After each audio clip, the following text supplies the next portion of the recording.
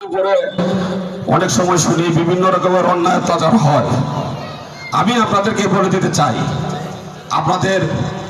আমাদের এই নাসিরনগরের একজন প্রয়াত নেতা জনাব সাইদুল হক সাহেব আপনাদের এই দিকগুলা দেখতেন। উনি আপনাদের প্রতি সদয় ছিলেন, আপনারাও তাকে দেখছেন, বারবার ভোট দিয়ে বানাইছেন। আমি যে কথাটা বলতে চাই, সাইদুল হক সাহেব যেভাবে আপনাদেরকে আদর স্নেহ ভালোবাসা দিয়ে উনি আপনাদের ভালো মন্দ দেখেছেন, ইনশাল্লাহ আমি কথা দিলাম, যদি আপনারা আমাকে আপনাদের সেবা করার সুযোগ দেন, আমি যদি বাংলাদেশ জাতীয় দল বিএনপি থেকে এমপি নির্বাচিত হতে পারি, আমার বিশ্বাস যে আমি প্রয়াত নেতা সাইদুল হক থেকেও বেশি নিরাপত্তা আপনাদেরকে আমি প্রদান করতে পারবো।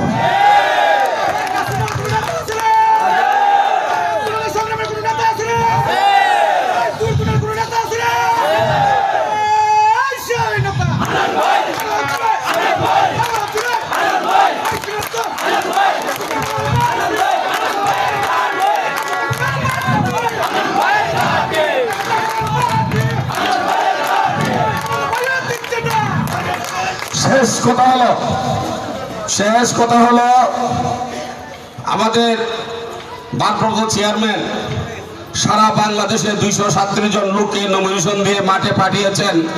এটার যথাযথতা প্রমাণের জন্য যাকে প্রার্থী দিয়েছেন এই দলে তার গ্রহণযোগ্যতা আছে কিনা এখন আপনারাই বিচার করবেন।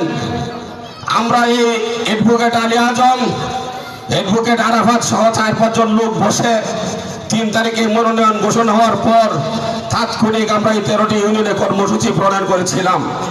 আজকে নাসিরনগর সদর ইউনিয়নের এই কর্মসূচির মধ্য দিয়ে আমাদের নির্বাচন তফসিল ঘোষণার পূর্বে যে কর্মসূচি সেটি সমাপ্ত হবে। ইনশাল্লাহ সব ঠিকঠাক থাকলে আগামী সপ্তাহে দলের তফসিল ঘোষণা হবে। এখন কেউ ভুলই পাল্টাইছেন, রে নমিনেশনটা খালি সাতবার গেছিলাম লঞ্চে আনবার লেগা, ম্যাডাম অসুস্থ হয়েছে না, নমিনেশন আনতে পারছি না, 5 তারিখ আনুন। এই নমিনেশন আগামী 5 বছরও আপনারা চেহারা দেখবেন না। নমিনেশন যে বাজারে বিক্রি হয় এই বাজারে আপনারা চিনছেন না হলো ভাইয়ের আমার। অযথা আপনারা বিভিন্ন ভুল স্টেশনে দৌড়াদৌড়ি করতেছেন। অত্যন্ত সুচিন্তিত ভাবে বিগত দিনের সকল কর্মকাণ্ড চুলচিরা বিশ্লেষণ করে বাংলাদেশ জাতীয় দলের মনোনয়ন বোর্ড এই মনোনয়ন প্রদান করেছেন।